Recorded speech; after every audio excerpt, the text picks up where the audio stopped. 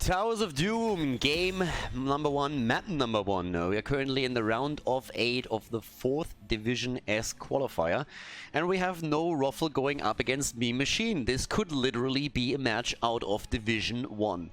Meme Machine in particular is a team that I personally think is very entertaining, especially when we're looking towards players like Sugar Daddy 69, who on the offlane has had some amazing Dehaka games in the past. But we'll see if they can maybe make it into a Division S here today. Obviously, with our second round of 8 match that we're covering here, it's going to be a very interesting one. We're heading straight into the 2 semi-finals after this one, which we will both actually cast. And these teams are actually quite familiar with each other, so they faced each other quite a bit in Division 1, in Heroes Launch. Now we're having them here in the qualifiers, where we have on Towers of Doom Abatha banned out. We're also seeing Tyrande, we have Maiev at the same time banned out, so not that much engaged potential right here. I mean, if you're more so worried about that, then Zeratul might become all of a sudden an option. But traditionally we have more of a focus onto the front line, and so far there's not a single tank that has been banned out. But again, the familiarity between the two teams will definitely lend itself to a couple of highly prioritized bans on heroes where there's just a personal affinity for hero. And we have a Nuburak taken out, and Sugar Daddy, I just talked about it, picks his Dehaka right away. So Dehaka for Daddy, and a Nuburak taken away. So no Nuburak and Furion shenanigans, that's not going to happen here. But no Rofl, who chose the map, by the way, they have now the opportunity for the first double pick. And this is still a map where, I mean, there's a lot of cheese opportunities on this map. So many Simuros here, which you could play. Furion picked up a LOL Pro Pursuer on Hanzo here for no Rofl. But with a Meme Machine, I want to see how much they're actually going to meme in this one. I mean, for now, my personal question is more so, what are we going to see for the damage? That's what I'm really interested in, because, I mean, there is a couple of options out there if you're talking about mages in particular. We've seen a lot of Gul'dan, Liming is still an option for the resets, Hanzo's already taken away. But remember when I talked about the potential ban against Zeratul after we saw Maiev ban on the first one? Just look at this now. We have Zeratul taken immediately by Slag, and I actually like this. So with the Diablo and Zeratul combo, you're now looking at a potential Void Prison into Apocalypse. We have therefore also Jaina banned out, because you want to make sure that even if that combo doesn't hit, that the Void Prison can't be used as a setup for Ring of Frost and Jaina's damage. So that gets eliminated quite quickly. But yeah, pretty much the setup that I expected from the Meme Machine with Zeratul, and trying to not only dish out the damage against Hanzo, Furion, but being in a position to set something up with a Void Prison and the follow-up from Diablo. And I mean, let's not forget, with Diablo actually taken away, you also deny your opponent a chance to head into something like an Hanzo arrow into Apocalypse, which we've seen especially when Hanzo started popping up in the game. After the Jaina ban, we have Garrosh taken away, and that leads us straight to ETC, likely going to be the offlaner. No, a main tank ETC, okay. So the thought process for ETC on the offlane is that oftentimes when you have a Dehaka on the other side, you're thinking about how can I deal with that global ability. And then you can put ETC into that spot and try to mirror the global pressure. The problem that ETC, even with this level 7 talent, has is that it's difficult for him to meet top mid rotation of Dehaka, because the wave play of Dehaka is in that sense just better. Leoric on the other hand has no problem whatsoever to mirror that movement and get it. The problem that he has is, of course, he doesn't have that quick global rotation that Dehaka offers to the opponent. Kupshi on Ana, Sylvanas now taken too, and this is starting to get a bit nasty. If Sylvanas hits a good arrow, always assuming we're not going to see mind control here, then you have something that you can play around, and Tychus as the last pick to burn down Diablo. Stage is set, game number 1 is ready. Towers of Doom, the Meme Machine here in the quarterfinal, going up against no Rofl. So let's jump straight into the first game of the best of 3 series. Game number 1 in our series on Towers of Doom with no Rofl, taking the left in blue. Kick on Leoric, we have Valamax on Tychus, Xavida on ETC, Pursuer on Hanzo, and LOL Pro on Furion. On the right side of the map, the Meme Machine with Death Knight on Diablo, Slag on Zeratul, Smaragd on Sylvanas, and Sugar Daddy on Dehaka. One of his best heroes by far. Kupshi is playing Ana, going into the new build here after the changes with the Biotic Grenade on level 1 focus and the contact healing. And we're ready for some action here. Game number 1 in this series. Is the Meme Machine able to advance to the semis? Can they take down the Rofl? This is actually a pretty important match for both of the teams here. Point accumulation, highly important, and they are direct competitors in the standings when it comes to that. So we're going to see how this is actually going to work out there in the long run. Which team is going to qualify, which team is going to win the qualifier here. Things are starting to get a bit close. Obviously only natural, since this is qualifier number 4, and therefore the last one as well. Death Knight already at the bot lane. He needs... Like, if you're playing Diablo and on the other side you have a Tychus, normally you still know that your hit point pool is going to help you out there, but whenever stuns are starting to hit up against you, you know that you are going to be in a bit of trouble. We've seen a tendency recently to just go away from bigger they are with Tychus and head more into in the rhythm, and if you can go get a fair amount of stacks together, that endless trade, if you're good with the stacking process, is pretty sweet. But of course, if you want to burst someone down, then going for the bigger they are is still oftentimes the better choice for you.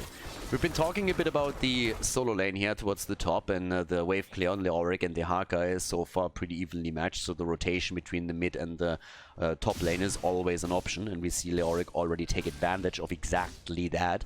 But keep in mind that with Zeratul, there is a good chance that we're gonna have rotations topside and trying for a bit more aggression. Death Knight in trouble down here, tries to move out, and a great shadow charge by him. A 5 versus 5 now. Malfurion dies first, but everybody else is low too. Great power slide by Xavi there, but Zeratul is still on the hunt here, trying to get Valamax. They're not able to secure another kill, but they get the camp, and they're actually about to drop Tychus regardless. In comes Diablo, they go for Leo. And that might just be the end of it, and indeed it is.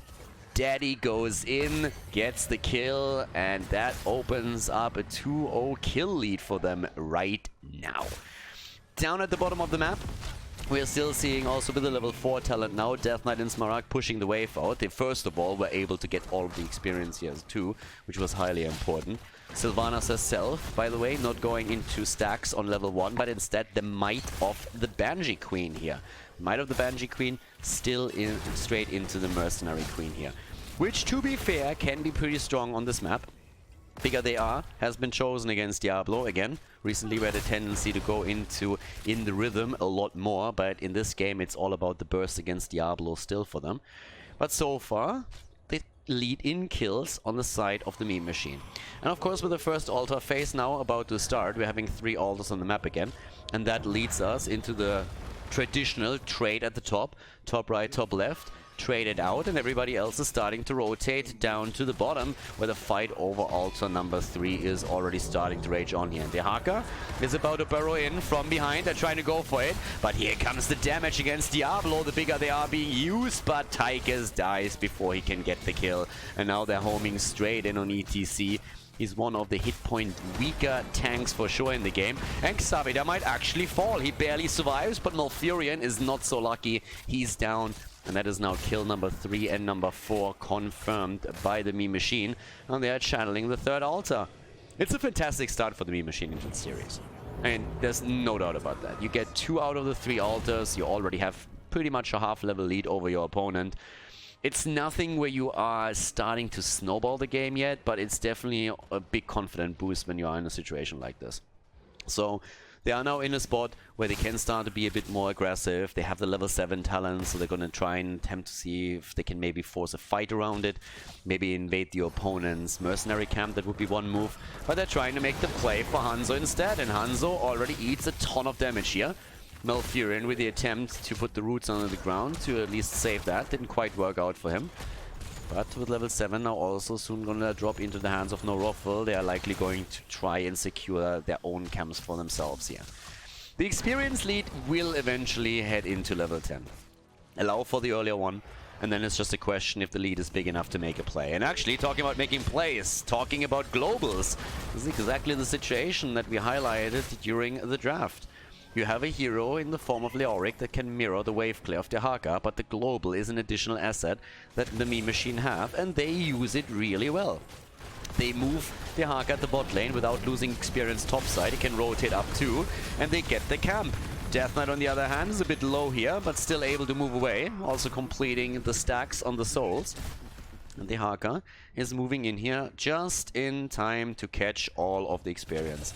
Might have actually just lost one minion, but still, they got the camp at the bottom of the map. They're getting the experience here, and they're doing fairly well with this game so far. And it actually procs no Rofl being a bit more aggressive. They're trying to make a bit of a turnaround happen. Oh, Tychus is staying a little bit too long. He can actually be happy that he didn't get pushed in even farther. Volamak's already dropping to 50% HP. We have double altars on the map right now. And as the offlaners are heading towards the middle, everybody else is focusing at the bottom. Xavide again low, gets the heal from LOLpro. But Tychus is still incredibly low in HP. Malfurion is working overtime here. I mean, I hope he's getting paid fairly and doesn't only make minimum wage, because this guy is definitely putting in the extra effort right now. We still have also in the middle the fight. Dehaka is now all of a sudden facing off against two.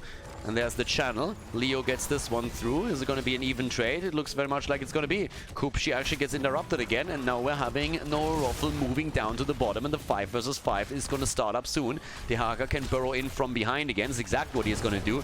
There's a sleeping dart. Dehaka was... Oh, the drag! Oh my god, daddy, please! The tongue on Hanzo! And what a fantastic kill right there. They get the kill against ETC directly after the initial one, but that was a fantastic engage once again by Dehaka. Really well done by him. Leoric dies to 7 kills against 0. The level 10 ability is obviously now a huge asset as well. Could even lead to another kill here. And with this, we're having now more than a level lead for them. They have the Apocalypse and Void Prison combo ready. We have Mind Control taken over the arrow that could be used, of course, as well. And this is just an absolute incredible setup here for them. Rotation towards the top side. Sugar Daddy is on the way, dealing with the top lane here. Valamax is trying to burn him down a little bit, activating the trade in the minigun, but can't get too much damage in against Daddy. Down to the bottom of the map, we're having at the same time also another camp taken, and they can easily go for an invade too if they want to. Already pinging here. Leo is topside again. Sugar Daddy is starting to get his stacks together, push the wave out, can always burrow in. The fight at the bottom of the map, there's the Mind Control, and goodbye Hanzo. Not really having a big hit point pool, and once that you get hit with the Mind Control, that's easy damage against you. We are looking at 8 kills against 0, and things are not really looking great for no Rofl. But they have at least, they have level 10 abilities. And interestingly enough, we get the drill. Now, traditionally, drill is a talent that you are more so leaning towards if you're picking in the rhythm. Because eventually you're going to get so many stacks together that you have pretty much during a fight a non-stop minigun, and that's why you don't want to drop into Odin form instead. But yeah, getting the drill here, I'm trying to use it now to block the space also a bit. Camp is already taken, nice Void Prison in the back, and the Apocalypse, and it's a good one at that. The silence is there, ETC is down, the drag against Malth as Slag jumps in, jumps out, Kupshi on his Ana, trying with the heals, kick falls on Leoric, and that's 10 kills against 0 now. Smaran nearly dying, but Ana again has her back, and that is an absolute nightmare at this point for no Rofl. They're about to lose the bottom bell tower. There's already double altar on the map, and this time it is not going to be an even exchange. Nope, instead we have a heavy aggressive rotation towards the top left now. Slag again on Zeratul making the plays. Dehaka with a tongue, but Daddy needs to be careful here. Starts to barely move out as he drops the burrow and the trade. And they might have to give this one up after all. Sylvana starts the channel. They're realizing, okay, might not quite happen. So at least one more altar channeled by no Rofl. 28 points on the core against 24. If you only look at the objective and the core health, it's actually not a huge difference here between the two teams. But then you look at experience, you look at the early level 13 talent that is now grabbed by the meme machine, and obviously on top of that, you have the pressure on the bot lane with one bell tower nearly claimed, and you realize very quickly that no Rofl is in a dire spot. They need to somehow turn this around, but already the potential engage from the meme machine as they're going going in. Here comes the mind control. Nature's Cure being used too as the isolation comes out. And the attempt to go straight in. Void Prison is ready, so is the Apocalypse, but Dehaka is down. Daddy is dead. The arrow connects with Zeratul. He gets the Void Prison in. Here comes the Apocalypse. They're dropping Leoric. They're trying to get more, but Death Knight is low and he's going to fall. Is going to respawn, obviously. But this all happens with a level 13 talent advantage for the Mean Machine. So no Rofl really bringing the pain right now, despite the fact that they are a talent down. Really well done here from No Rofl. The early kill against Dehaka made this a lot harder for the Mean Machine to really capitalize on the 13 talent. And now with a bit more momentum in their hands, it looks like No Rofl is going to try and claim at least some map control, especially in the form of the Mercenary camp they can take here. Having level 13 for the upcoming Ulta fight is going to be crucial too. But they got 2 kills. And that's an important one here. Leo is of course going to try and go for experience hunt in the middle and up at the top again. But we're already seeing Zeratul starting to sneak around and observing if he can maybe jump in and get some damage onto Pursuer on his Hanzo. Detection is there on the other hand. Cooldowns are going to be super important, especially of course the mosh pit since it's still a threat. Here comes the slide. Yeah, the Haka again. Dodging or trying to dodge the roots here. LOL Pro is low. Here comes the arrow. They go for Daddy again and Daddy gets punished. Second time in the fight that he actually drops. They're going for Death Knight and No Rofl is all of a sudden back to business. They bully the front line. They take down Diablo. They take down Zeratul and they already dropped the Haka twice and that's 5 kills on the board for them now. And it also means they're going to get the Ulta, which they're channeling as we speak. So no Rofl is not rolling over.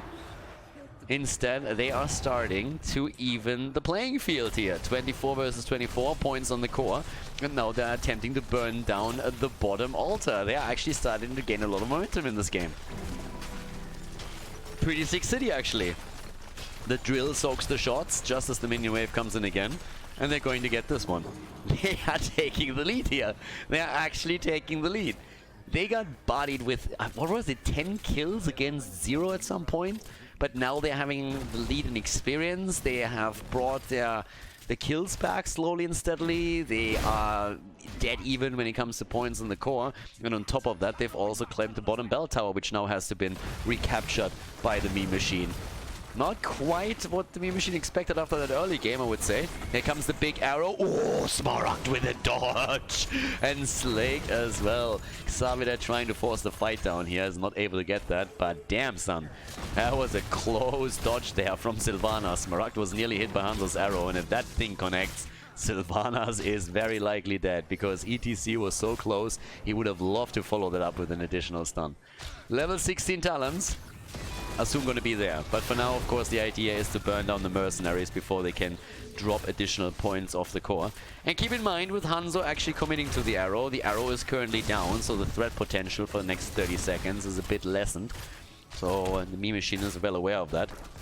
It's all about the next altar, because we are looking at a triple altar phase again.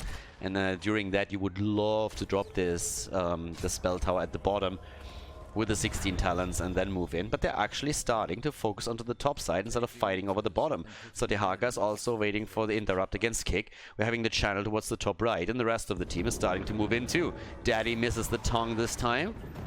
He's usually really good with the tongue. And here comes the rest of the team, trying to make the play. Furion also Hearthstone back and is now moving through the Nexus to come in. They're burning down the drill. That drill didn't see any value, but here comes the Entomb. Diablo, does he get at least the Apocalypse through? There's the Void Prison, Apocalypse, and it hits, but Diablo is already dead. ETC dies too, though, and Leoric is dead as well. LOL Pro running away here. That Tranquility doesn't give them a lot of value. Valamax is trying to get the kill against Tychus. Can't quite get it just yet. 3 versus 4 on the playing field, but of course Leo is going to be back very soon. Daddy with a drag attempt doesn't connect it here, and Pursuer is hoping for the constant interrupts as the channels are about to start. They're trying to give a little bit more space, but Valamax is ready for the grenade, and they realize they won't be able to get the channel anytime soon. So they have to give this up for the time being. 1-for-1 trade, and that is actually going to lead to an advantage for No Rofl as they shoot another 5 shots against the core, and that drops it down to 14 points. 14 against 21. But with the position on the map, we are now going to see that bottom bell tower likely being reclaimed. Valamax is a bit far out if you ask me, but the rest of the team is rotating in quickly enough. The stun is good against the bell tower, but now Death Knight is being attacked by the keep itself, and he's going to fall again. Death Knight too far out on his Diablo. He's down. The Entomb catches 2 more, and they're going in. But nice kill here by Sylvanas. Well played by Smaragd. And there was no kill through the Entomb.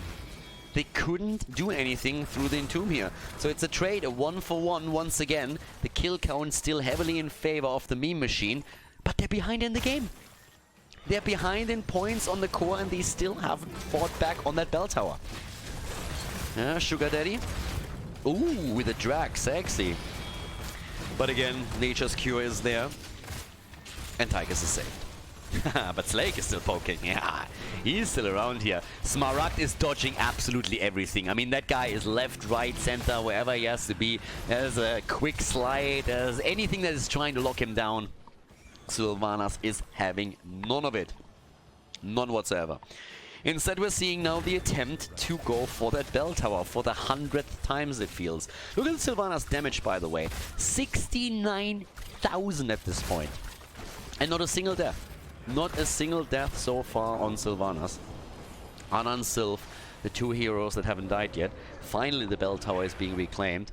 And that means that they're starting to move down to the bottom to go for that fight. All the ults are ready. Zeratul can work around the Void Prison setup again. But outside of the first fight where they used it, it didn't really do too much for them. Here comes the big aggression. Smaragd already escaping again as they're trying to drop the drill.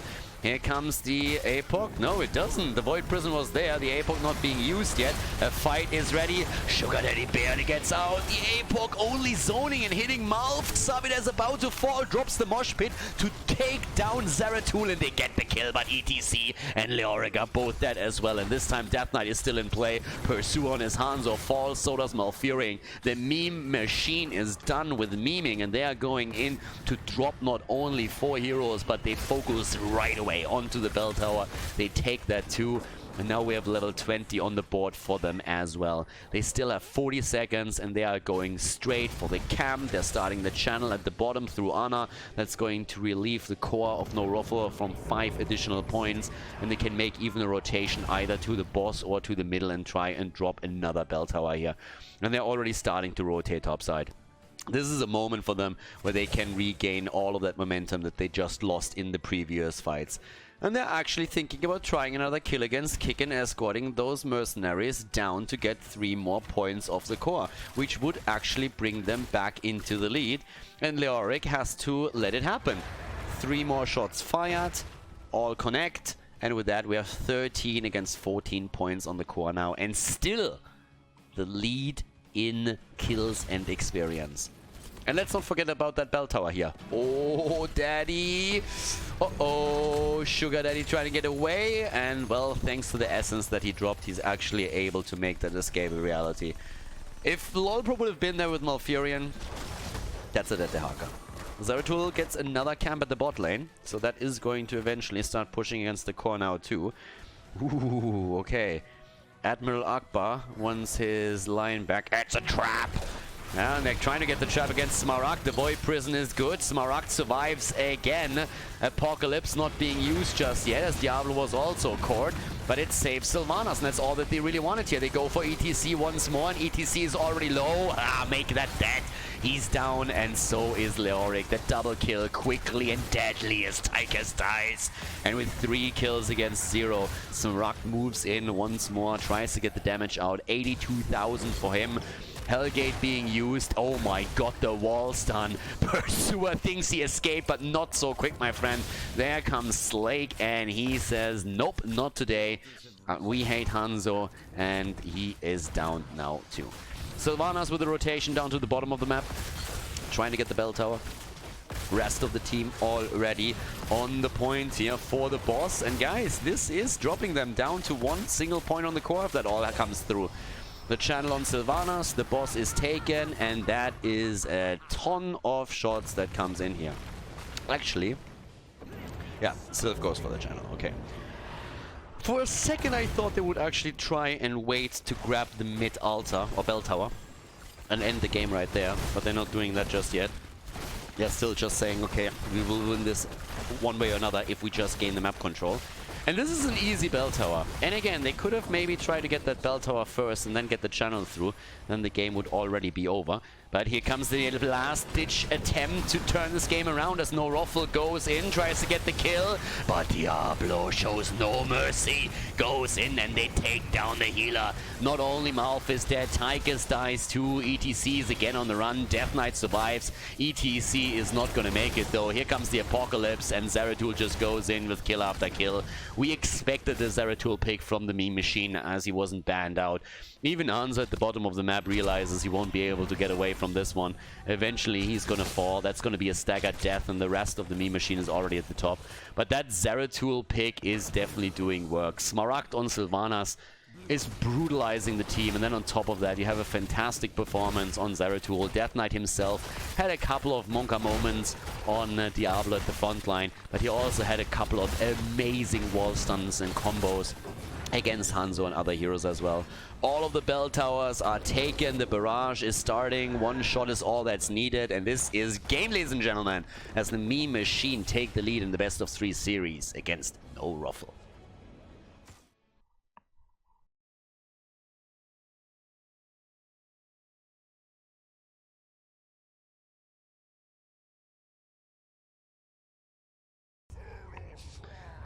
Game number 2. Infernal Shrines is the map and the meme machine is ahead, taking the victory on Towers of Doom.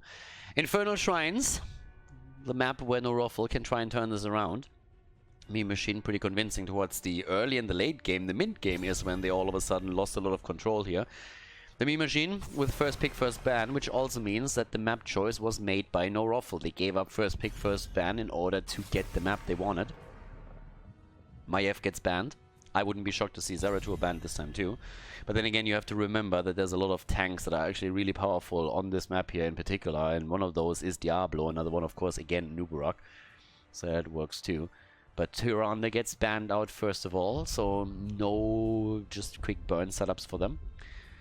And well, we'll actually see what this time the first pick is. But first of all, the Zeratul ban from the meme machine. Okay. Don't want to allow their opponent to set any kind of combo up here and take a book out of that page. Yeah, Hanzo gets banned as well. Not a single focus on the tank. Nubarak is still up. You have Diablo still up. You still could see, of course, Garrosh as well. But yeah, that's going to be the big one. What happens around Diablo? Who picks Diablo, and is there going to be an Nubarak play? Because, well, a Nubarak with Malfurion is still super powerful. On this map, Alexstrasza is always a big option, of course. Dragon Queen, just in general, is amazing to secure yourself a Punisher. Traditionally popped around 20 minions that you get.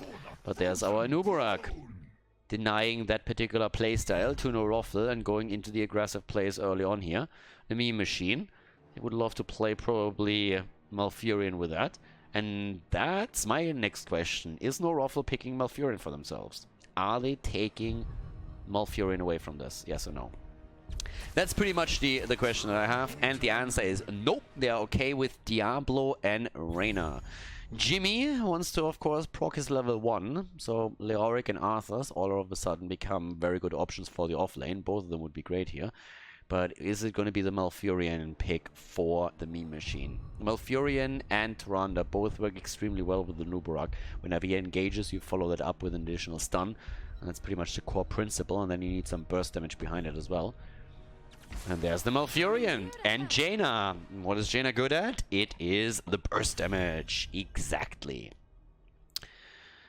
Pretty much the exact same setup that you want to play here. Now you just have to answer the question, what do you want to do around your offlaner? You could go into Blaze if he isn't picked away. I mean, I talked a bit about slows through Leoric and Arthas that Reyna could be capitalizing on, but the oil spill itself is already helping Reyna too. So there's a plethora of options for no Rofl, depending on what style you want to employ here.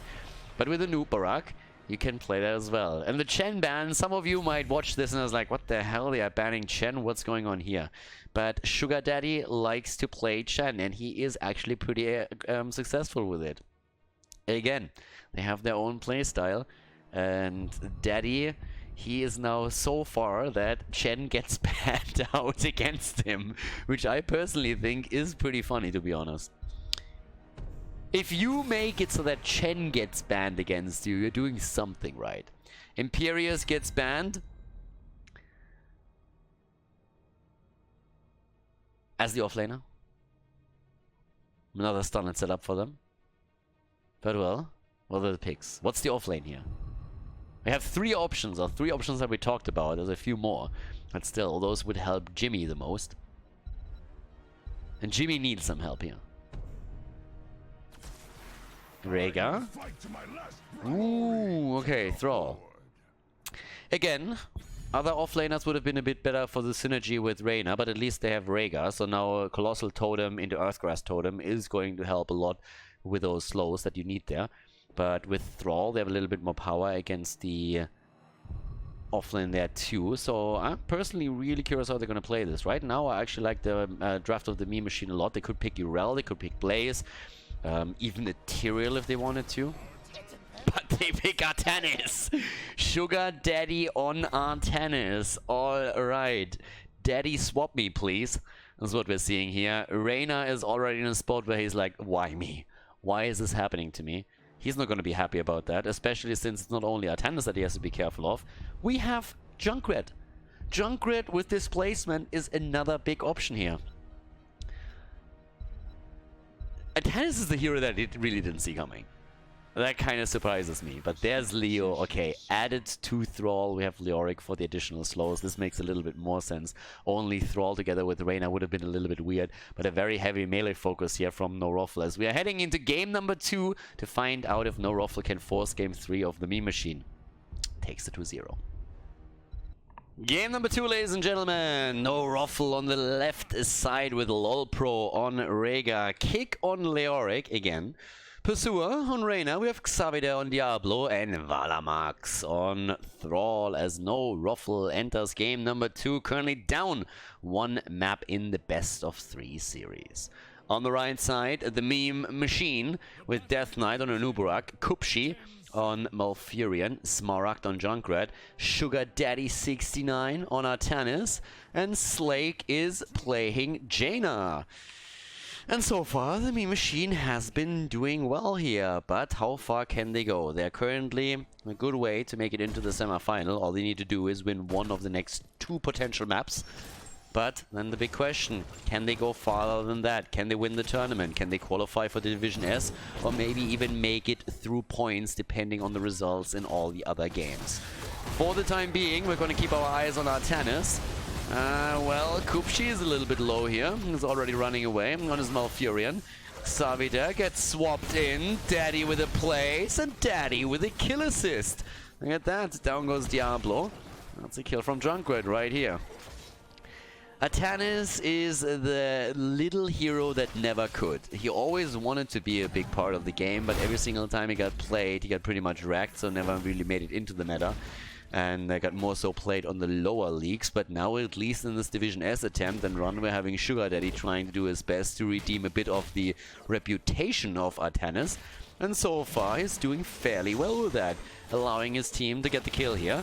And in the meantime, we're having down at the bottom of the map already a camping focused by the meme machine. Memeing around as it stands. We're gonna really make the play here. Junkrat is coming in. It would be a 4 versus 4, and they're willing to take it. In comes Jaina with the damage, but Slag himself finds himself on the wrong side of the fight as Xavier takes the opportunity to get the kill, and they even go for the double. And Nubarak dying. Great job here by Rofl once again. Absolutely not impressed by their opponent here. And again, you have to realize these 2 teams have faced off against each other plenty of times in Heroes launch, in the amateur scene, in Division 1, and now they've faced off in Division S qualifiers, but obviously there's a lot of knowledge that each one of these players have about their opponent. The interesting part for me personally is that we still have this blow for blow fight here between the two of them. There's no real holding back and playing it overly safe. They love to fight, they love to brawl, they love to go for it. And we've seen that now in both of the games, at least up to this point. Smaran with a good defense down at the bottom, uses the concussion grenade to just push everybody into the towers. Makes it a bit easier for him to defend all of this. But let's see how the top lane is going to work in the meantime. That's where we have Sugar Daddy on Artanis trying to deal with Leoric. And so far doing pretty well. Leo, of course, is highly reliant on his drain.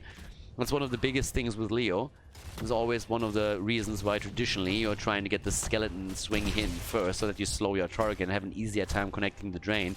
If you don't connect that drain, then you have a very, very tough time against any other solo laner that has self-sustain in whatever form. That might be shield mechanics or just simple self-sustain through self-healing.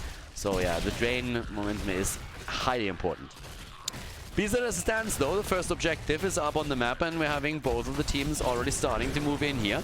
Artanis again double checking what's happening here, so far not really reacting with the swap. It's not trying to make that play just yet, but at least starts to zone out the opponent. And we have that added control, especially of course through Junkrat, as mentioned a little bit earlier. Pursuer is being attacked here. Nice stun from Uberak, and that's the end of Reyna. But again, he might not be the only one dying here because Diablo's in trouble and Artanis goes in to deliver the final blow himself. Misses the next swap though against Thrall as Valamax just hesitates for a moment, which saved him here in the end. But the 2 kills allow the Meme Machine to now go for the objective, and it looks extremely likely that they're going to walk away with Punisher #1 in this particular series. Up to the top, the camp also prevails from the Meme Machine, so with the help of Artanis, and they can now start to push this in even a little bit further, but Leoric is reacting to it and already trying to push that back out. Level 7 in the hands of both of them. Again, the bait over the wall, trying to give the Punisher vision, and here comes the jump. The ability gets triggered, and that makes for an easier defense, but of course it also exposes the wall here. And that wall is bursted down very quickly, especially with Jaina's damage through Blizzard and Cone of Cold. So they get the wall, traditionally what you expect to get with the first Punisher, and move away from this. Artanis, by the way, still busy up at the top lane. Smarak is moving in too. Artanis with the reactive parry here. We're seeing the shield surge and also follow through as a level 7 talent. Bit of a hybrid build in the meantime for Uberak with a bed of barbs for the additional slows and the subterranean shield here. Still trying to get those. Bot lane pressure, still from the Rofl. They're focusing on the camp again that they already took in the previous battle. I mean, so far, still so good. The difference in experience isn't really too big. The kill difference is a bit more of a nuisance, but it's not really resulting in anything too crazy. But of course, losing some structures here is at least a bit of an annoyance. I mean, it doesn't really matter too much just yet. If they can push in farther and go for the fort itself, or maybe take that fountain down, it's going to play a bigger role in the long run. But for the time being, no Rofl is still in decent shape and can fight on even talents whenever they choose to. Also very likely to head into level 10 roughly around the same time that the Meme Machine does. And then it comes down to the second objective. And this is really where things could start to potentially snowball here a little bit.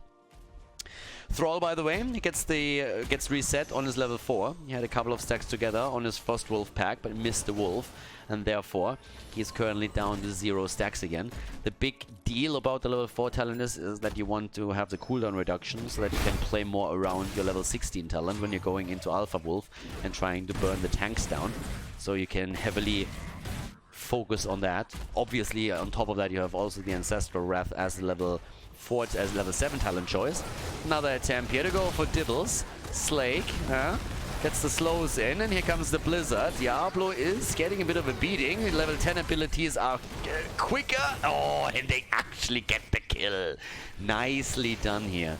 They get the kill, well played. Level 10 abilities were just ready, and they burned a few cooldowns for that too, especially with the Reptile. But now they have a numeric advantage on the map and can try and play around that to drop the fountain and maybe even more. They're going in as the Earthquake gets used. Kupshi is using his own ult. Ancestral keeps him alive. Cocoon on Jimmy, negating a lot of the damage here. And the Water Elemental still slowing them down. Slake gets rooted a little bit too far out, but the immediate turnaround attempt against Thrall himself. The War Chief in trouble here. But without Diablo being in the fight, this is still more or less a win for Rofl. Keep in mind, there is a lot of setups that are now available for Rofl, as we are seeing the blue team with the potential Entomb into Apocalypse even. But now, a Shrine activating on the map means we're going to see that fight around level 10 abilities, and a lot of them are still on cooldown. Shaman Camp gets attacked. Xavier is going to likely scout that out soon. Is trying to zone a little bit here for the rest of his team as they take position around the Shrine. Yeah, Daddy comes in and immediately uses the ult. And they're already starting to go for it. Here comes the Entomb, here's the Apocalypse as they're trying to move out of it. And kick again with the slows as we have a Nuburak going in for the quick stun. Here comes the Riptire trying to get the damage, and it looks like Leoric is the first one to fall any second. He's down, but Atanis might die too. No, he doesn't. The shield saves him in the cocoon of a Nuburak. The heals are there and they're trying to make the play for Thrall. Atanis is a little bit deep if you ask me, but he still gets the shield cooldown, and they're dropping Jimmy at the same time. They're right on top of the Shrine. Another camp is pushing through the top lane, and the Meme Machine is once again on point here. Great kills. This is already going to get some damage in. Leo very likely going to take care of that. Until some damage on the structures. And in the meantime, the Arcane Punisher in the middle is getting focused through the objective, now about to be claimed by the Meme Machine. Level ahead. 5 kills ahead. Playing a pretty great game there so far. Well done up to this point at least. Keep in mind that one of the things that's actually really annoying in those team fights in a closed-off area is the ult of Artanis. Having Artanis going straight in with the suppression pulls against Reyna and also against, of course, Thrall in particular is super annoying. On top of that, you have Diablo and Leoric. And here it comes again. Ult of Artanis, so far not used. Slag is in trouble. And here we go, the kill against Jaina that might turn it all. The cocoon on Rhaegar gets taken down, so LoL Pro has a chance, but the Punisher wants a piece of the action and he's likely to get that. Valamax is about to die, but barely rushes away from the fight here. They're still trying to claim a kill though, as we have Artanis going in again together with Nuburak.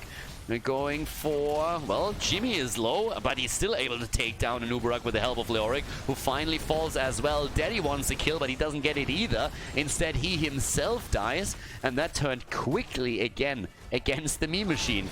The Punisher still wants to be part of the party, but gets dropped eventually, and while everybody is low on the side of Rofl, they still were able to make it out of there. The only one dying is Leoric, and again, that's the one hero that you're willing to trade. So that was a fantastic trade-off here at the end of the day for Rofl. They save their fort, they take a few kills, they're all of a sudden even in experience again with their opponent. And I'm having a little bit of a deja vu. This is pretty much what happened in game number 1. We saw the Meme Machine take the lead, and then Rofl winning a big team fight that allowed them to get back into the game. Seems to be a bit of a trend here. And let's just be honest, they were close to getting a kill, the Meme Machine that is, but they didn't, and now they're trying again. Well, they go for Xavier. There comes the cocoon again. Suppression Pulse also used in the back. Are they going to make the play for Leoric? I doubt it. Going to try and get some damage in, some free DPS, but that's all that they can do here. Kick moves away. The rest of Rofl moves down to the bottom. But still, that was an insane one. Uh-oh. Oh, Jimmy! The Ancestral on point! But Jimmy is still down, and here comes the swap as Daddy goes for the plays. Daddy, please! Kupshi! Ooh, no, he doesn't have the root. The cooldown isn't ready yet. They're trying to go for something, and there's the root, and Diablo should fall here. Attacked again by Sugar Daddy, who in 13 went straight for the triple strikes. That's definitely helping them. So now that they get 2 kills here, they are focusing on the structures once more, and that's going to be the first fort of that game. Periodic catapults are now going to spawn for the red team as they again take the lead in experience. They still have the high kill count, 10 against 5. And that's pretty much the story of game 1 as well, if you think about it. It's really the kills that set them apart and them winning team fights. They're very aggressive in taking a lot of these fights, and as we could see before, some of them, when they don't win, just bring the opponent quickly back into the game. But they're usually pretty coordinated in those 5 versus 5 setups, and that helps them now to take control of this game once again. But so far they've only taken down a single fort. Now there is another one in the mid lane, has been pretty much damaged. But they need, of course, to be very careful how they approach this. Level 16 is what they want to get first. And then for me, actually, it's a question what they do with the 16 talent. Well, for now, they're trying to kill Leoric. And they are likely to get that kill. Yeah, Wraithwalk is over, buddy. And kick goes down. And now they can just simply try and burn down the fort at the top. They don't even have to go to the one at the bottom. Sorry, the middle. But we have a bit of counter-aggression happening here by Rofl, who quickly realized that a rotation to the top wouldn't do anything for them. So they leave it up to the camp to take this one down. That's going to be an easy one. And the rest of the team is starting to rotate bot side. But Rofl is going to get a fort as well. It's actually a pretty decent trade for them. Fort 4-4, despite the fact that they lost the hero. It's pretty decent. And you still have the talent disadvantage. Can Anubarak hit the cocoon though? Oh no, he doesn't know about Thrall, and Thrall keeps himself far back here. If they would have scouted him out, the cocoon would have set this up for another kill. But as it happens, they at least get an early start into the objective. Third one for now. And 16 is there. Alpha Wolf is now ready. That's going to be a big one. Here comes again the Earthquake, and boom! The Rat is dead. Junkrat is down. Kupshi's about to fall, but gets the Twilight Dream at least through. Doesn't really help him too much on the other hand. Here comes even the Ancestral on Leo, and with 2 down already, Slag and Death Knight on Jaina and Anubarak are also in trouble. They're still trying to turn it around with a bit of extra damage, but they are in a world of pain right now. Again, no Rofl with a place. They have to deal with the top lane though. There's just too much pressure coming with one catapult and another minion wave, as the Shaman camp is still there. Kick is the one to deal with it. But of course the massive lead on the objective now from Rofl, as they are getting one minion after another, and they will claim the next protector here. The next Punisher would be a weird one. All of a sudden you have mechs walking across the map. Not quite theme adequate. But with the fort gone, this is going to make a play for the keep. And well, looking at the damage output, just to give you guys a bit of an idea, we have 43,000 damage from Jaina so far. 30,000 from Thrall. And down here, it's all about baiting the Punisher over. And then hoping to force maybe the fight, or at least defend against the Punisher, before Leo is back, and Leo is about to be there. There's the suppression pulse. Cocoon against Rhaegar. They get also the Riptire through, but still, Death Knight is very exposed. Does he have the cooldown? Yes, he does. Barely gets away, but the Entomb. Oh, Leo with the plays. And that's, well, the end of him, but at least they got also Furion. Sami there is low, and they are going in a bit too deep. The trades on the tanks, as we have Diablo fall, but also Artan is getting wrecked. The Punisher is still in here. The Keep is getting attacked. Slag is still dancing around a little bit, trying to find an angle to get the damage in, and if they can get a kill here, that would be absolutely fantastic, and they're trying to. They go for Jimmy. Ice Block being used. They go for Thrall. They switch it. Ancestral comes in, and Valamax is still there. Leo isn't back yet, but Slag is low, and with Jaina being so low on HP, they're not risking it. If she gets locked down at any point, that might be an easy kill against her, and then the keep is free for the taking, so they're letting it slide for now. 18 versus 18, and we have a nail bite on our hands. Great game so far. The first one was already exciting, but this is pretty sweet. Death Knight still, I mean, trying to bait this a little bit. If someone is starting to move in here, obviously he wants to anchor the own camp, but if someone would have moved in, he could have still started to make the play, stun them out. Camp taken out on the left side. Banshee, of course, also used to scout this a little bit more. Up to the top lane, we're having Leoric starting to push the lane out and trying to obviously pressure the fort itself. But down to the bottom of the map, we're having them prepping the lane even more, attempting to push this farther in to also relieve the bottom keep of some pressure. But with that bot lane rotation, the quick reaction that we're seeing from Rofl is actually towards the Shaman camp and taking it away from them. And with the Shaman camp stolen, that's a lot of top lane pressure that you will never be able to build up for the meme machine right now. We're still having Sugar Daddy and Smaran looking for the plays here. Daddy, by the way, on 16 went into the Force of Will. Cooldown reduction, cooldown reduction, cooldown reduction. As long as you are able to get the cooldown reduction on your shields, you can be very annoying to deal with. I mean, all of us have already played against an Atanas, and every single time you think, okay, this is the final blow, all of a sudden the shield pops up for him. And it's just like, oh, again. So, well, top lane. So At the end of the day, they just take each other's shaman camp. That's pretty much what we just witnessed.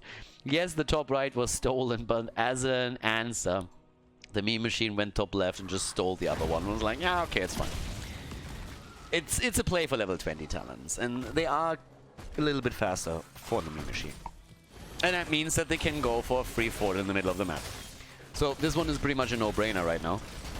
We have also a Nubarak at this point with Rewind, and that's of course fantastic for him, trying to get the extra damage here through. We're seeing in the meantime the Zealot charge here with a mini distance. Ooh, talking about charge and about distance, Pursuer just barely increased the distance as the rotation was headed topside. If he gets swapped at any point or cocooned, then that would probably be the end of Jim Raynor, and that would have been a very, very bad time for that to happen, considering that the next and possibly final shrine has just been announced. Depends very highly now on who's going to win this. If the meme machine actually takes this fight, they have a good chance to end the game with this. At least going to drop a fort, keep. But obviously, with the top fort still being in place for the meme machine themselves, if no Rofl claims the Punisher, it's a bit unlikely that they're going to be able to end the game just yet. Earthen Shield, by the way, the talents here, Buried Alive and the Earthen Shields, fantastic and absolutely amazing talents now for no Rofl. And already Thrall thinking about sharking around here and setting something up. Ooh, yeah. Nobody's really finding him out, and they're going again. Oh, the swap! Well done, but an amazing kill against Jaina. What a setup! Buried Alive, the apocalypse comes through, and that is Jaina dead within half a second. Sugar Daddy is also down. And yep, that's the plays right there. They're trying to make the play for Nubarak, but this is not good for the meme machine. Down to heroes and likely more. They're trying to make the play for Nubarak again. The Beetle gets squashed here, but oh my god, they actually drop Raynor. The turnaround attempt by the meme machine in the 3 versus 5, and they get 2. What? They get 2 and they get even more. They want to go for Diablo and they're likely to get him.